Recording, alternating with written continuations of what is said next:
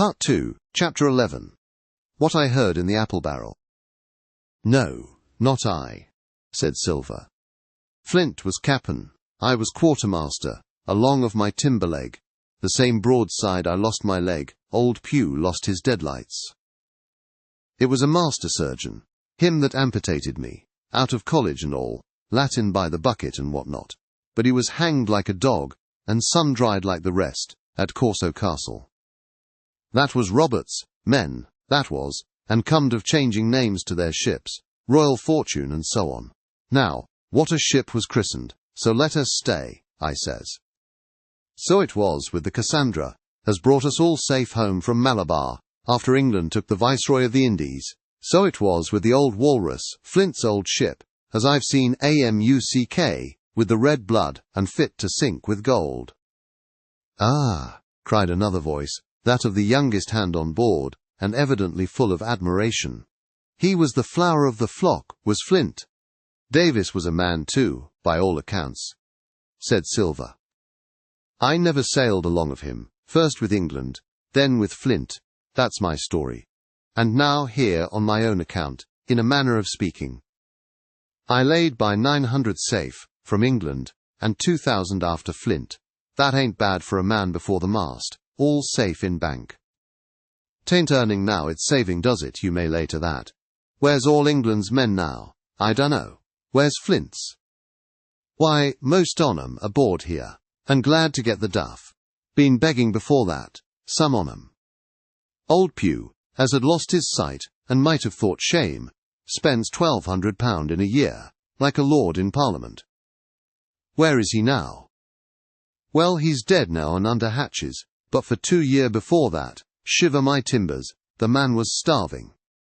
He begged and he stole, and he cut throats, and starved at that, by the powers. Well, it ain't much use after all, said the young seaman. 'Tain't much use for fools, you may lay to it. That, nor nothing, cried Silver. But now, you look here, you're young, you are, but you're as smart as paint. I see that when I set my eyes on you, and I'll talk to you like a man. You may imagine how I felt when I heard this abominable old rogue addressing another in the very same words of flattery as he had used to myself. I think, if I had been able, that I would have killed him through the barrel. Meantime he ran on, little supposing he was overheard. Here it is about gentlemen of fortune. They lives rough, and they risk swinging, but they eat and drink like fighting cocks, and when a cruise is done, why, it's hundreds of pounds instead of hundreds of farthings in their pockets. Now the most goes for rum and a good fling, and to sea again in their shirts, but that's not the course I lay. I puts it all away, some here, some there, and none too much anywheres, by reason of suspicion. I'm 50, mark you. Once back from this cruise, I set up gentlemen in earnest. Time enough too, says you. Ah, but I've lived easy in the meantime, never denied myself, nothing heart desires. And slept, soft and ate dainty all my days but when at sea.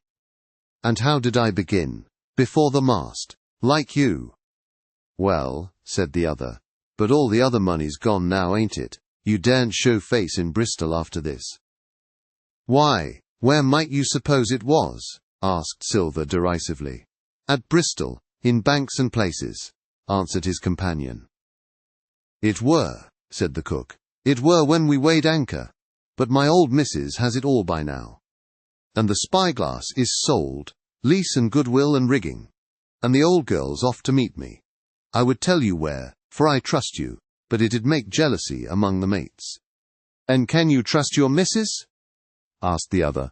Gentlemen of fortune, returned the cook, usually trusts little among themselves, and right they are, you may lay to it.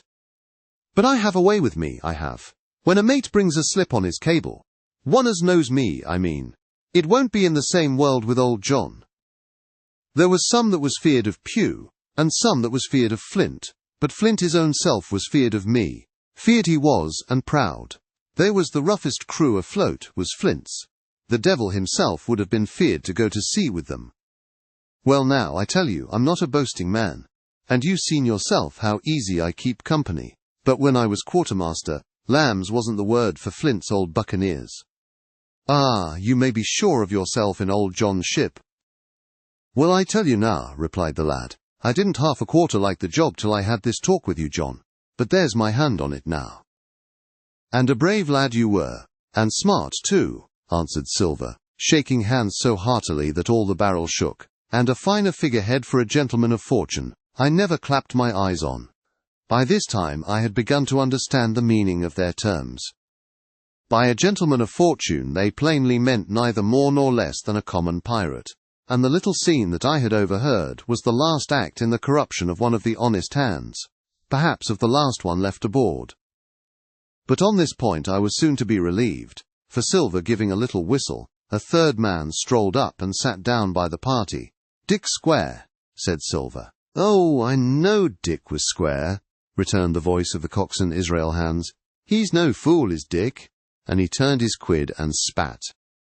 "But look here," he went on, "here's what I want to know, Barbecue. How long are we going to stand off and on like a blessed bumboat? I've had almost enough of Captain Smollett. He's hazed me long enough, by thunder. I want to go into that cabin, I do. I want their pickles and wines and that." "Israel," said Silver, "your head ain't much account, nor ever was, but you're able to hear, I reckon. Leastways, your ears is big enough. Now, here's what I say.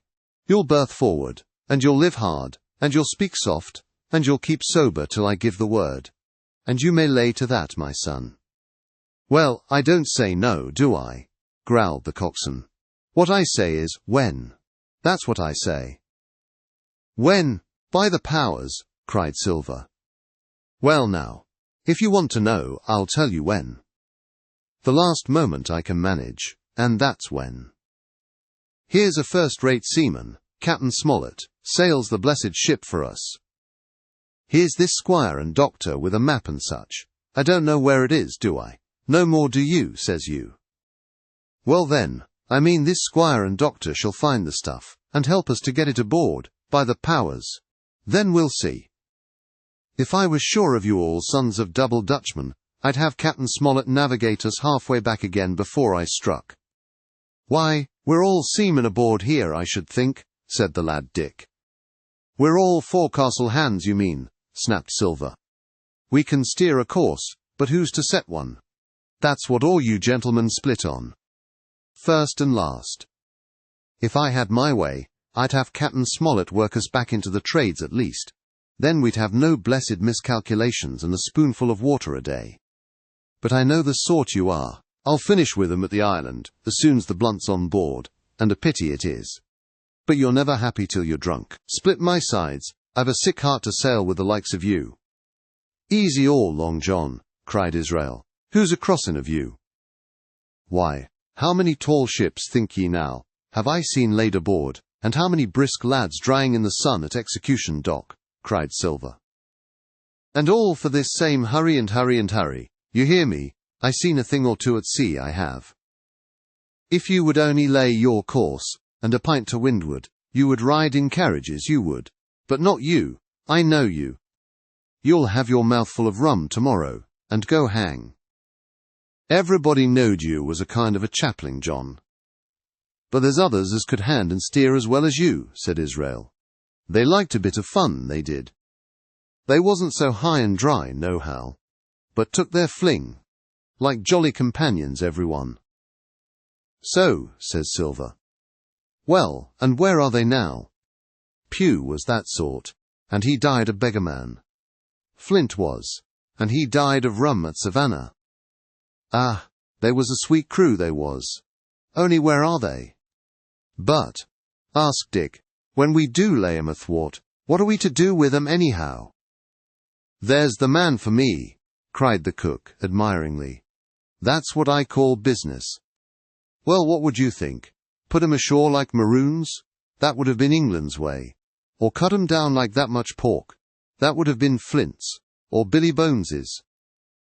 "Billy was the man for that," said Israel. "Dead men don't bite," says he. "Well, he's dead now hisself. He knows the long and short on it now, and if ever a rough hand come to port, it was Billy." "Right you are," said Silver, "rough and ready, but mark you here, I'm an easy man. I'm quite the gentleman, says you, but this time it's serious. Duty is duty, mates. I give my vote, death. When I'm in Parliament and riding in my coach, I don't want none of these sea lawyers in the cabinet coming home, unlooked for, like the devil at prayers. Wait is what I say, but when the time comes, why, let her rip. John, cries the coxswain, you're a man. You'll say so, Israel, when you see, said Silver. Only one thing I claim Trelawney. I'll wring his calf's head off his body with these hands, Dick, he added, breaking off. You just jump up like a sweet lad and get me an apple, to wet my pipe like. You may fancy the terror I was in. I should have leaped out and run for it if I had found the strength, but my limbs and heart alike misgave me. I heard Dick begin to rise, and then someone seemingly stopped him, and the voice of Hans exclaimed, "Oh, stow that! Don't you get sucking of that bilge, John. Let's have a go of the rum." "Dick," said Silver, "I trust you. I've a gauge on the keg, mind. There's the key. You fill a pannikin and bring it up."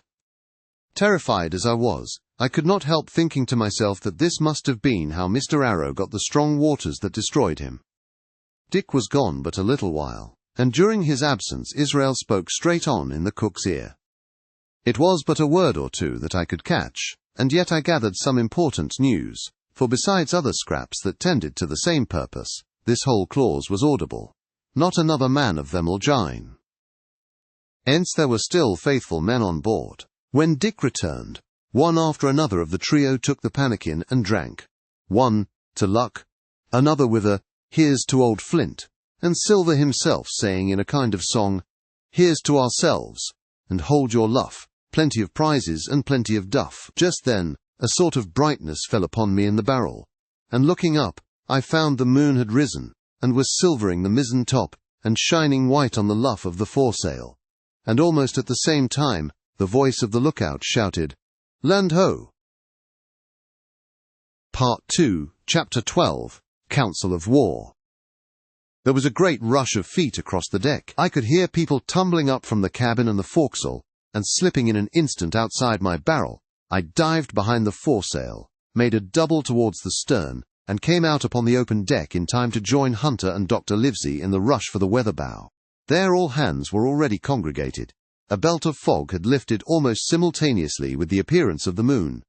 Away to the southwest of us we saw two low hills, about a couple of miles apart, and rising behind one of them a third and higher hill, whose peak was still buried in the fog.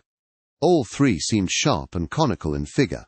So much I saw, almost in a dream, for I had not yet recovered from my horrid fear of a minute or two before, and then I heard the voice of Captain Smollett issuing orders. The Hispaniola was laid a couple of points nearer the wind, and now sailed a course that would just clear the island on the east.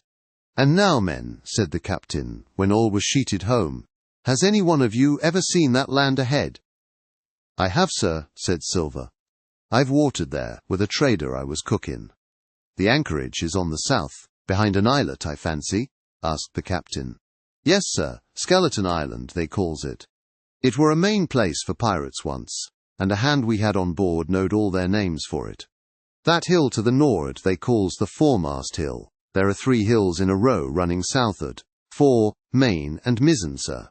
But the main, that's the big on, with the cloud on it, they usually calls the spyglass, by reason of a lookout they kept when they was in the anchorage cleaning, for it's there they cleaned their ships, sir. Asking your pardon, I have a chart here," says Captain Smollett. "See if that's the place." Long John's eyes burned in his head as he took the chart, but by the fresh look of the paper I knew he was doomed to disappointment.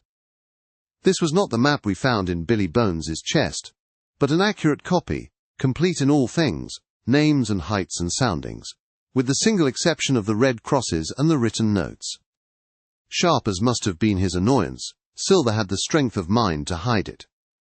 "Yes, sir," said he, "this is the spot, to be sure, and very prettily drawed out.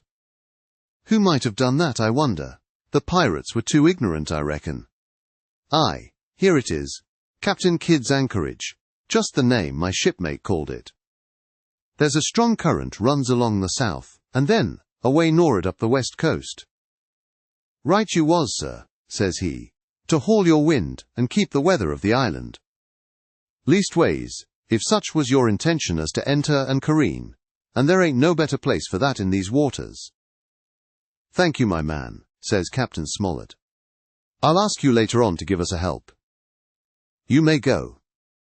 I was surprised at the coolness with which John avowed his knowledge of the island, and I own I was half frightened when I saw him drawing nearer to myself. He did not know, to be sure, that I had overheard his counsel from the apple barrel, and yet I had by this time taken such a horror of his cruelty, duplicity, and power, that I could scarce conceal a shudder when he laid his hand upon my arm.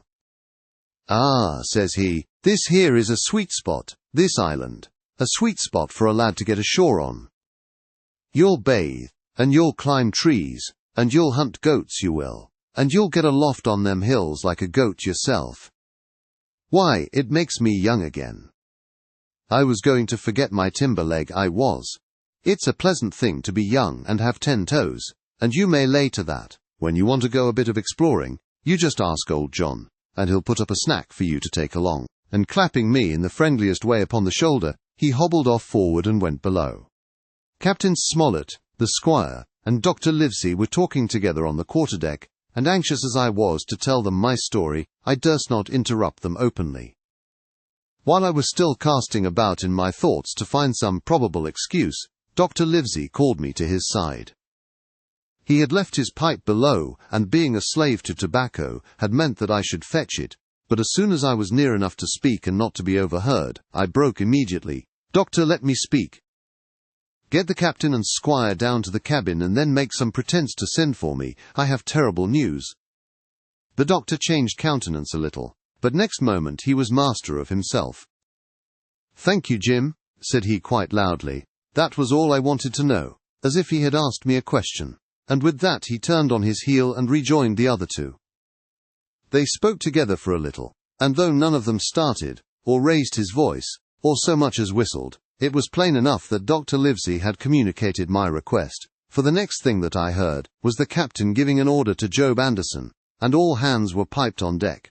"My lads," said Captain Smollett, "I've a word to say to you. This land that we have sighted is the place we have been sailing for.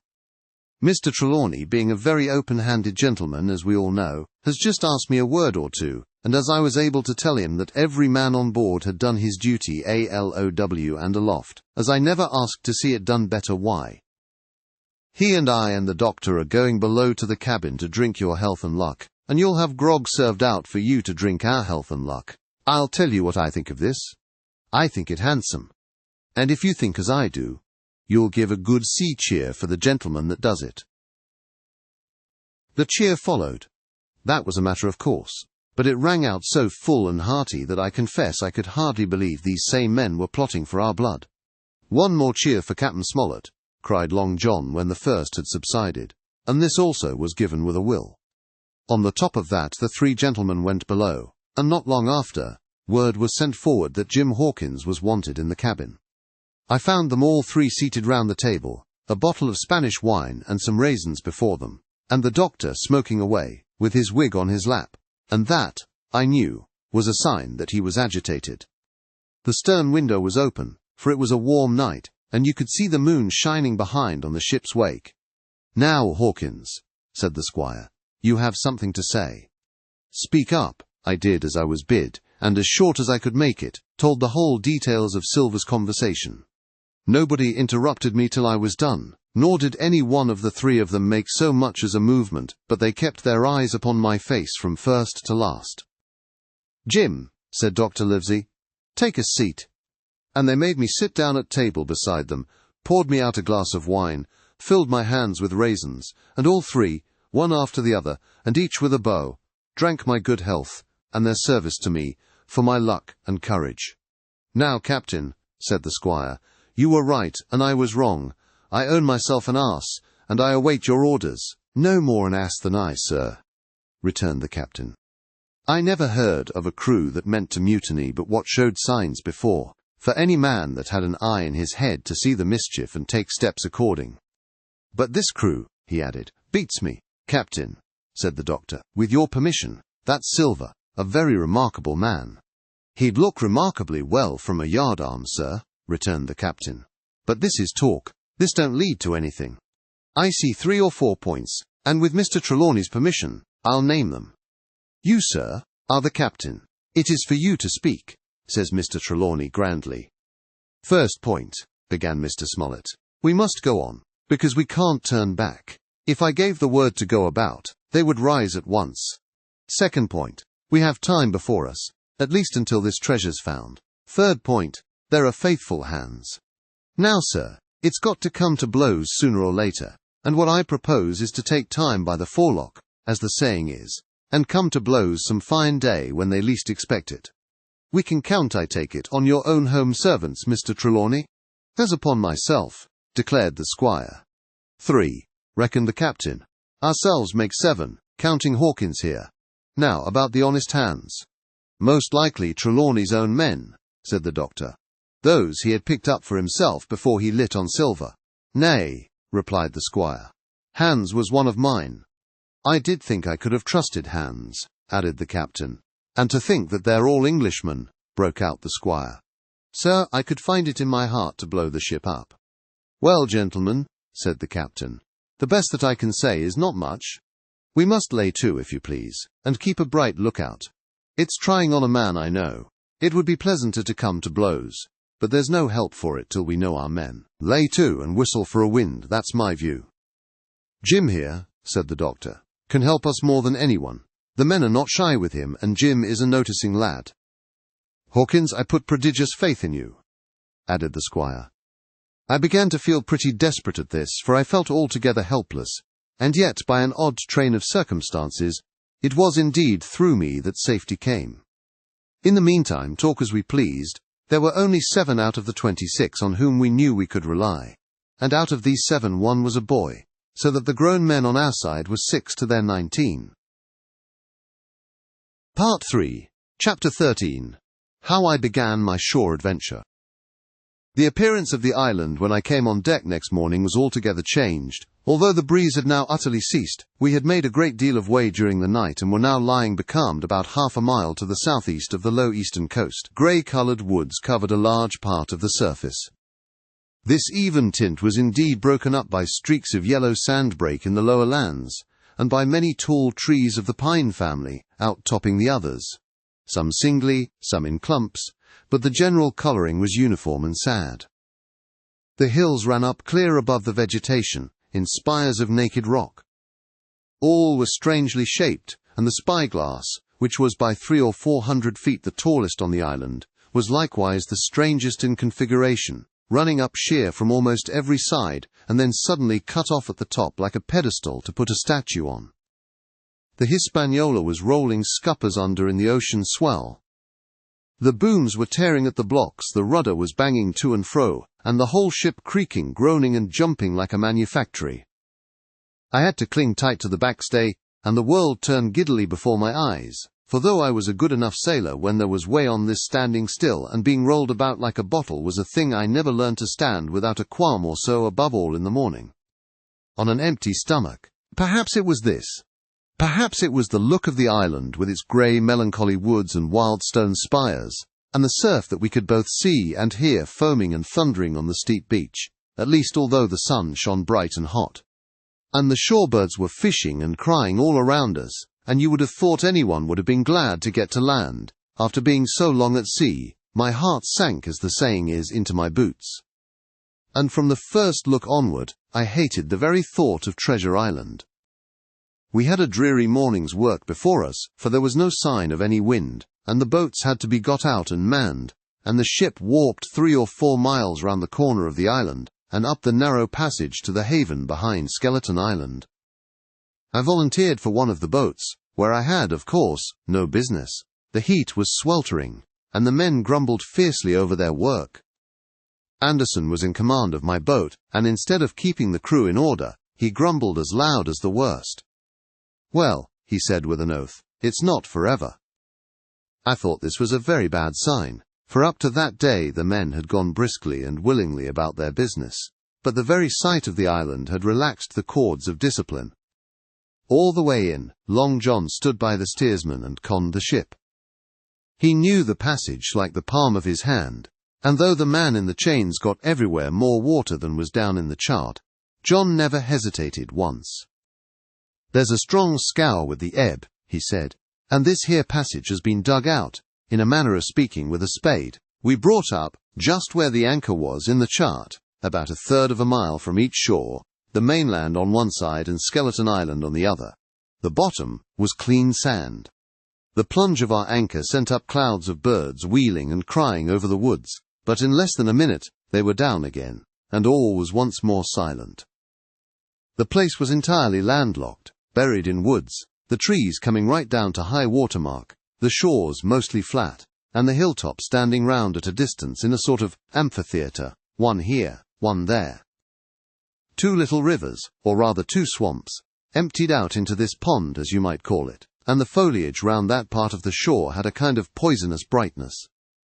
From the ship we could see nothing of the house or stockade, for they were quite buried among trees, and if it had not been for the chart on the companion, we might have been the first that had ever anchored there since the island arose out of the seas. There was not a breath of air moving, nor a sound but that of the surf booming half a mile away along the beaches and against the rocks outside. A peculiar stagnant smell hung over the anchorage, a smell of sodden leaves and rotting tree trunks. I observed the doctor sniffing and sniffing, like someone tasting a bad egg. "I don't know about treasure," he said, "but I'll stake my wig there's fever here." If the conduct of the men had been alarming in the boat, it became truly threatening when they had come aboard. They lay about the deck, growling together in talk.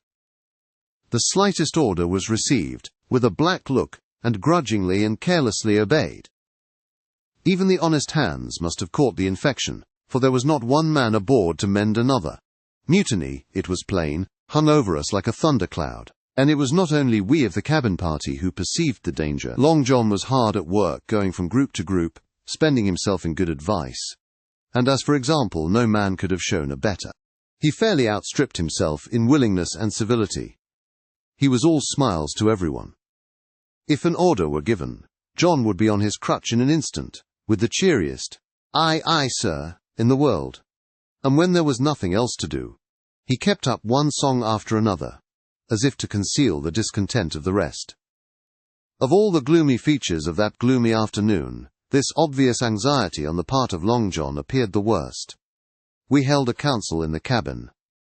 "Sir," said the captain, "if I risk another order, the whole ship'll come about our ears by the run. You see, sir, here it is. I get a rough answer, do I not? Well, if I speak back, Pikes will be going in 2 shakes. If I don't, Silver will see there's something under that, and the game's up. Now, we've only one man to rely on." "And who is that?" asked the squire. "Silver, sir," returned the captain. "He's as anxious as you and I to smother things up. This is a tiff. He'd soon talk 'em out of it if he had the chance, and what I propose to do is to give him the chance. Let's allow the men an afternoon ashore. If they all go, why, we'll fight the ship. If they none of them go, well then, we hold the cabin, and God defend the right. If some go, you mark my words, sir, Silver'll bring 'em aboard again, as mild as lambs." It was so decided. Loaded pistols were served out to all the shore men. Hunter, Joyce and Redruth were taken into our confidence, and received the news with less surprise and a better spirit than we had looked for. And then the captain went on deck and addressed the crew. "My lads," said he, "we've had a hot day, and are all tired and out of sorts. A turn ashore'll hurt nobody. The boats are still in the water. You can take the gigs, and as many as please may go ashore for the afternoon. I'll fire a gun half an hour before sundown. I believe the silly fellows must have thought they would break their shins over treasure as soon as they were landed, for they all came out of their sulks in a moment and gave a cheer that started the echo in a faraway hill, and sent the birds once more flying and squalling round the anchorage. The captain was too bright to be in the way. He whipped out of sight in a moment, leaving Silver to arrange the party, and I fancy it was as well he did so. Had he been on deck, he could no longer so much as have pretended not to understand the situation. It was as plain as day. Silver was the captain. And a mighty rebellious crew he had of it. The honest hands, and I was soon to see it proved that there were such on board, must have been very stupid fellows. Or rather, I suppose the truth was this, that all hands were disaffected by the example of the ringleaders, only some more, some less, and a few, being good fellows in the main, could neither be led nor driven any further. It is one thing to be idle and skulk, and quite another to take a ship and murder a number of innocent men. At last, however, the party was made up. 6 fellows were to stay on board, and the remaining 13, including Silver, began to embark. Then it was that there came into my head the first of the mad notions that contributed so much to save our lives. If 6 men were left by Silver, it was plain our party could not take and fight the ship, and since only 6 were left, it was equally plain that the cabin party had no present need of my assistance. It occurred to me at once to go ashore. In a jiffy I had slipped over the side and curled up in the foresheets of the nearest boat, and almost at the same moment she shoved off. No one took notice of me, only the bow-oar saying, "Is that you, Jim? Keep your head down." But Silver, from the other boat, looked sharply over and called out to know if that were me, and from that moment I began to regret what I had done. The crews raced for the beach, but the boat I was in, having some start, and being at once the lighter and the better manned, shot far ahead of her consort, and the bow had struck among the shoreside trees, and I had caught a branch, and swung myself out and plunged into the nearest thicket, while Silver and the rest were still 100 yards behind. "Jim, Jim!" I heard him shouting, but you may suppose I paid no heed. Jumping, ducking, and breaking through, I ran straight before my nose till I could run no longer. Part 3, Chapter 14. The First Blow. I was so pleased at having given the slip to Long John that I began to enjoy myself, and look around me with some interest on the strange land that I was in. I had crossed a marshy tract full of willows, bulrushes, and odd outlandish swampy trees, and I had now come out upon the skirts of an open piece of undulating, sandy country, about a mile long, dotted with a few pines and a great number of contorted trees, not unlike the oak in growth but pale in the foliage, like willows. On the far side of the open stood one of the hills, with 2 quaint, craggy peaks shining vividly in the sun. I now felt for the first time the joy of exploration. The isle was uninhabited, my shipmates I had left behind, and nothing lived in front of me but dumb brutes and fowls. I turned hither and thither among the trees. Here and there were flowering plants, unknown to me. Here and there I saw snakes, and one raised his head from a ledge of rock, and hissed at me with a noise not unlike the spinning of a top. Little did I suppose that he was a deadly enemy, and that the noise was the famous rattle. Then I came to a long thicket of these oak-like trees, live or evergreen, oaks, I heard afterwards they should be called, which grew low along the sand like brambles, the boughs curiously twisted, the foliage compact, like thatch. The thicket stretched down from the top of one of the sandy knolls, spreading and growing taller as it went, until it reached the margin of the broad, reedy fen, through which the nearest of the little rivers soaked its way into the anchorage. The marsh was steaming in the strong sun, and the outline of the spyglass trembled through the haze. All at once there began to go a sort of bustle among the bulrushes. A wild duck flew up with a quack, another followed, and soon over the whole surface of the marsh a great cloud of birds hung screaming and circling in the air. I judged at once that some of my shipmates must be drawing near along the borders of the fen. Nor was I deceived, for soon I heard the very distant and low tones of a human voice which, as I continued to give ear, grew steadily louder and nearer. This put me in a great fear, and I crawled under cover of the nearest live oak, and squatted there, hearkening, as silent as a mouse. Another voice answered, and then the first voice, which I now recognized to be Silver's, once more took up the story, and ran on for a long while in a stream, only now and again interrupted by the other. By the sound they must have been talking earnestly, and almost fiercely, but no distinct word came to my hearing. At last the speakers seemed to have paused, and perhaps to have sat down, for not only did they cease to draw any nearer, but the birds themselves began to grow more quiet, and to settle again to their places in the swamp. And now I began to feel that I was neglecting my business, that since I had been so foolhardy as to come ashore with these desperadoes, the least I could do was to overhear them at their councils, and that my plain and obvious duty was to draw as close as I could manage, under the favourable ambush of the crouching trees.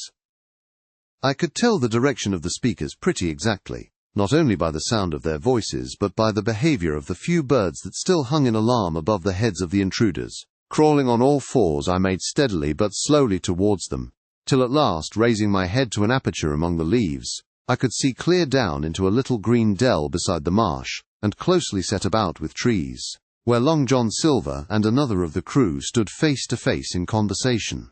The sun beat full upon them. Silver had thrown his hat beside him on the ground, and his great, smooth, blonde face, all shining with heat, was lifted to the other man's in a kind of appeal. "Mate," he was saying, "it's because I thinks gold dust of you, gold dust, and you may lay to that. If I hadn't took to you like pitch, do you think I'd have been here a warning of you? All's up, you can't make nor mend. It's to save your neck that I'm a-speaking, and if one of the wild uns knew it, where'd I be, Tom? Now tell me, where'd I be?" "Silver," said the other man, and I observed he was not only red in the face, but spoke as hoarse as a crow, and his voice shook too, like a taut rope. "Silver," says he, "you're old, and you're honest, or has the name for it, and you've money too, which lots of poor sailors hasn't, and you're brave, or I'm mistook. And will you tell me you'll let yourself be led away with that kind of a mess of swabs? Not you. As sure as God sees me, I'd sooner lose my hand. If I turn agin my duty—" And then all of a sudden he was interrupted by a noise. I had found one of the honest hands. Well, here at that same moment came news of another. Far away out in the marsh there arose, all of a sudden, a sound like the cry of anger, then another on the back of it, and then one horrid long-drawn scream. The rocks of the spyglass re-echoed it, a score of times. The whole troop of marsh birds rose again, darkening heaven, with a simultaneous whir. And long after that, death yell was still ringing in my brain.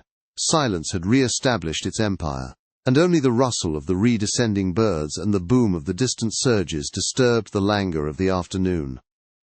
Tom had leaped at the sound, like a horse at the spur, but Silver had not winked an eye.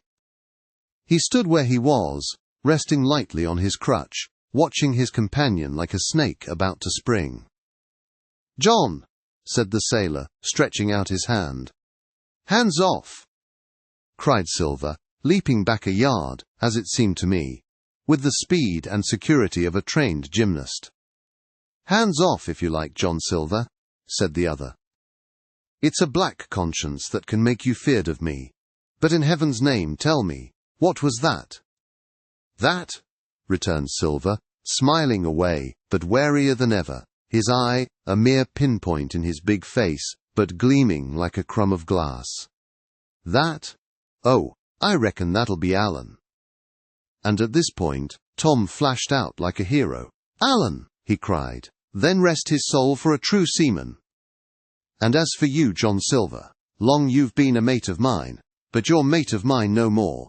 If I die like a dog, I'll die in my duty. You've killed Alan, have you? Kill me too if you can, but I defies you." And with that, this brave fellow turned his back directly on the cook, and set off walking for the beach. But he was not destined to go far. With a cry, John seized the branch of a tree, whipped the crutch out of his armpit, and sent that uncouth missile hurtling through the air. It struck poor Tom, point foremost, and with stunning violence, right between the shoulders in the middle of his back. His hands flew up, he gave a sort of gasp and fell. Whether he were injured much or little, none could ever tell. Like enough, to judge from the sound, his back was broken on the spot. But he had no time given him to recover. Silver, agile as a monkey even without leg or crutch, was on the top of him next moment, and had twice buried his knife up to the hilt in that defenseless body. From my place of ambush, I could hear him pant aloud as he struck the blows.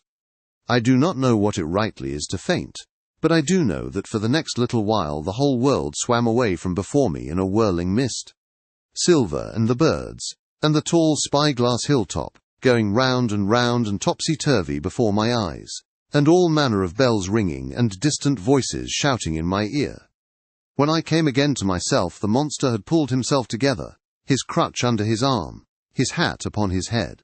Just before him Tom lay motionless upon the sward, but the murderer minded him not a whit, cleansing his blood-stained knife the while upon a wisp of grass. Everything else was unchanged, the sun still shining mercilessly on the steaming marsh and the tall pinnacle of the mountain, and I could scarce persuade myself that murder had been actually done, and a human life cruelly cut short a moment since before my eyes. But now John put his hand into his pocket, brought out a whistle, and blew upon it several modulated blasts that rang far across the heated air. I could not tell, of course, the meaning of the signal, but it instantly awoke my fears. More men would be coming. I might be discovered. They had already slain 2 of the honest people. After Tom and Alan, might not I come next? Instantly I began to extricate myself and crawl back again, with what speed and silence I could manage, to the more open portion of the wood. As I did so, I could hear hails coming and going between the old buccaneer and his comrades, and this sound of danger lent me wings. As soon as I was clear of the thicket, I ran as I never ran before, scarce minding the direction of my flight, so long as it led me from the murderers. And as I ran, fear grew and grew upon me, until it turned into a kind of frenzy. Indeed, could anyone be more entirely lost than I?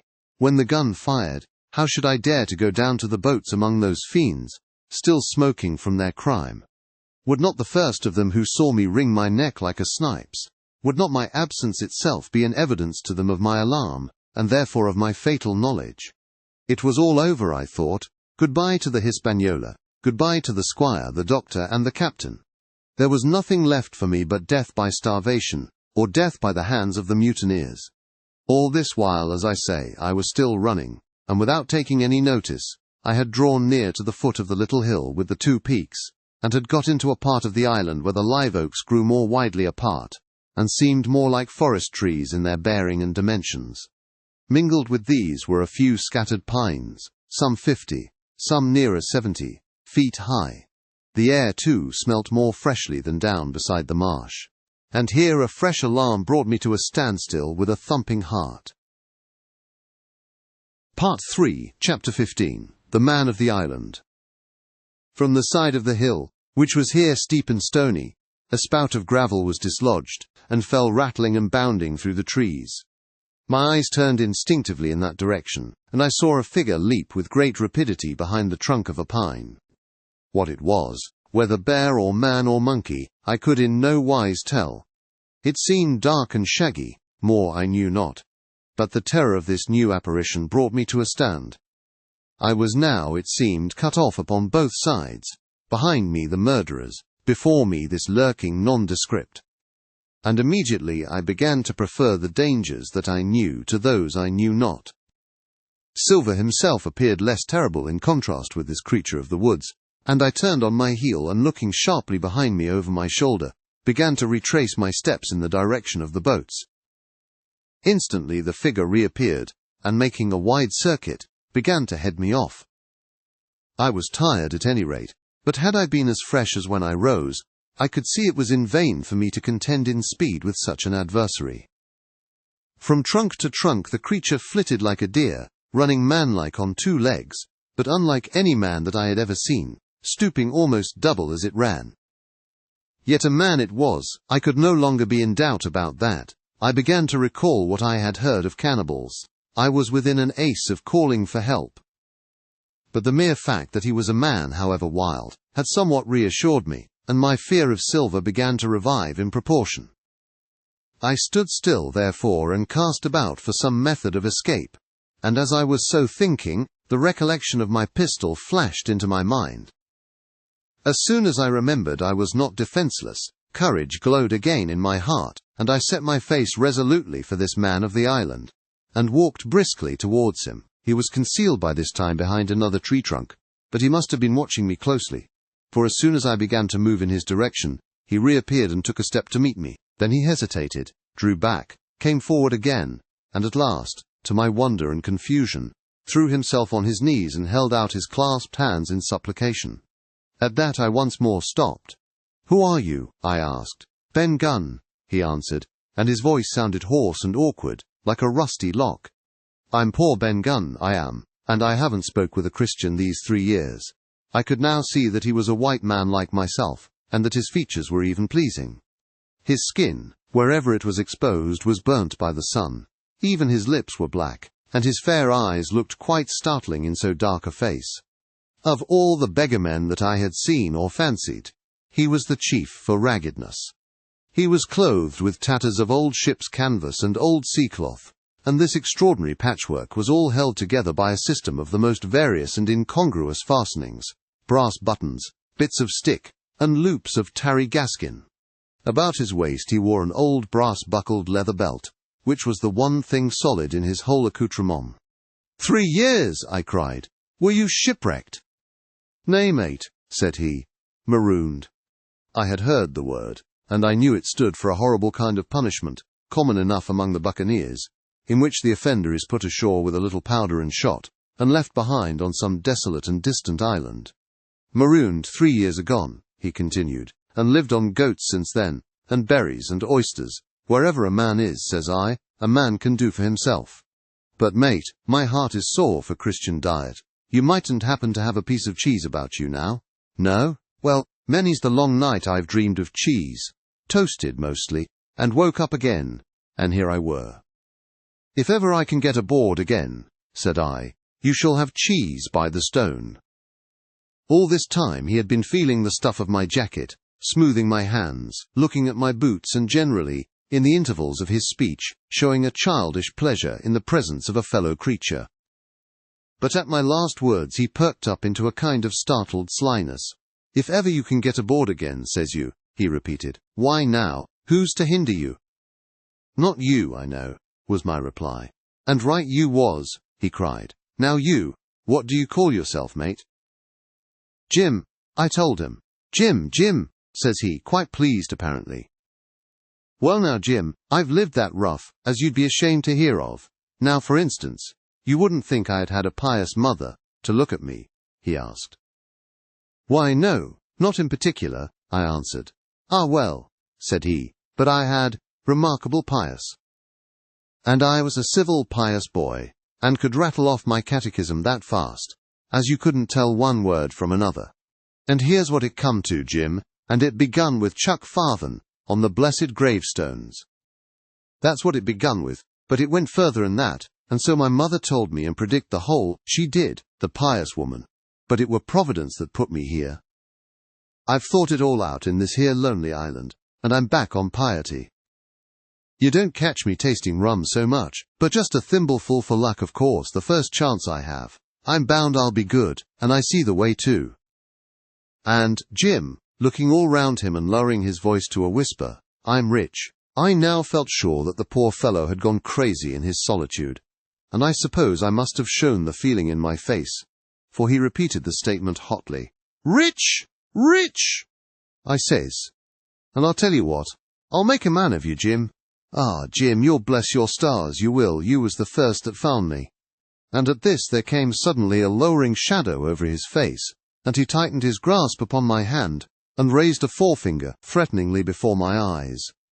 Now, Jim, you tell me true, that ain't Flint's ship? He asked. At this I had a happy inspiration. I began to believe that I had found an ally, and I answered him at once.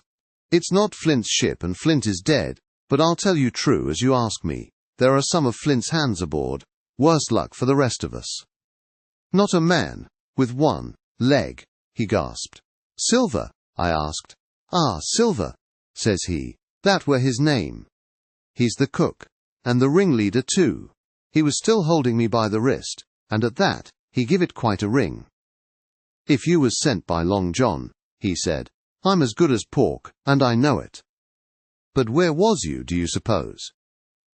I had made my mind up in a moment, and by way of answer told him the whole story of our voyage and the predicament in which we found ourselves.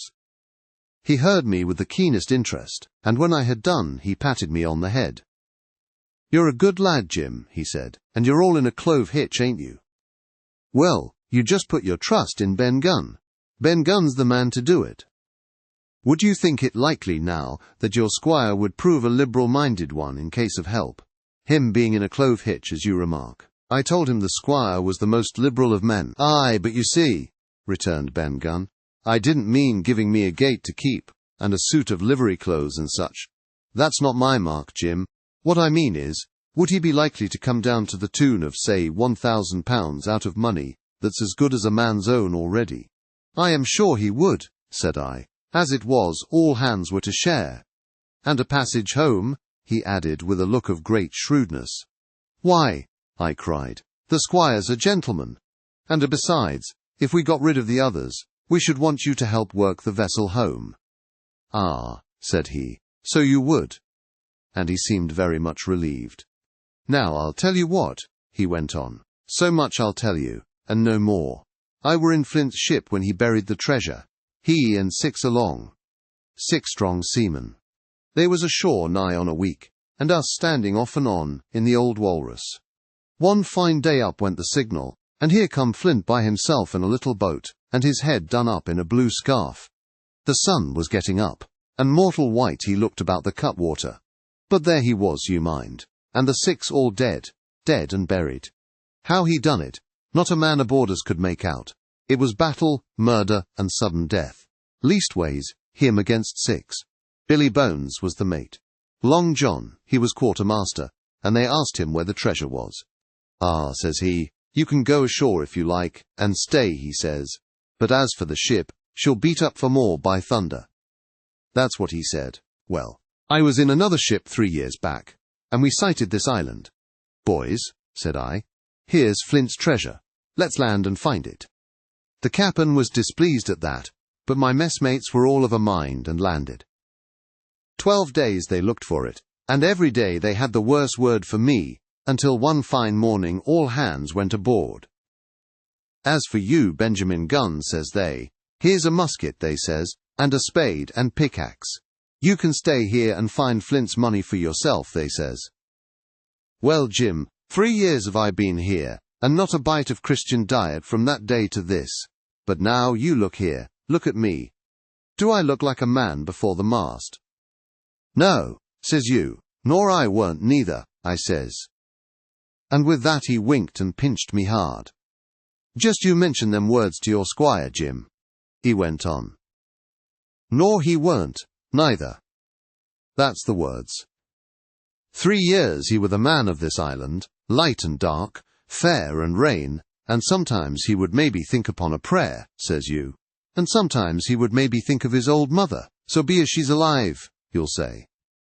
But the most part of Gunn's time, this is what you'll say, the most part of his time was took up with another matter, and then you'll give him a nip like I do. And he pinched me again, in the most confidential manner. Then, he continued, then you'll up, and you'll say this, Gunn is a good man, you'll say, and he puts a precious sight more confidence, a precious sight, mind that, in a gentleman born, than in these gentlemen of fortune, having been one hisself. Well, I said, I don't understand one word that you've been saying, but that's neither here nor there, for how am I to get on board? Ah, said he, that's the hitch for sure. Well, there's my boat, that I made with my 2 hands. I keep her under the white rock. If the worst come to the worst, we might try that after dark. Hi, he broke out. What's that? For just then, although the sun had still an hour or 2 to run, all the echoes of the island awoke and bellowed to the thunder of a cannon. They have begun to fight, I cried. Follow me. And I began to run towards the anchorage, my terrors all forgotten, while close at my side, the marooned man in his goatskins trotted easily and lightly. Left, left, says he, keep to your left hand, mate Jim, under the trees with you. Here's where I killed my first goat. They don't come down here now. They're all mast-headed on the mountings for the fear of Benjamin Gunn. Ah, and there's the cemetery he must have meant. You see the mounds. I come here and prayed, nows and thens, when I thought maybe a Sunday would be about due. It weren't quite a chapel, but it seemed more solemn-like. And then, says you, Ben Gunn was short-handed, no chapelling nor so much as a Bible and a flag, you says.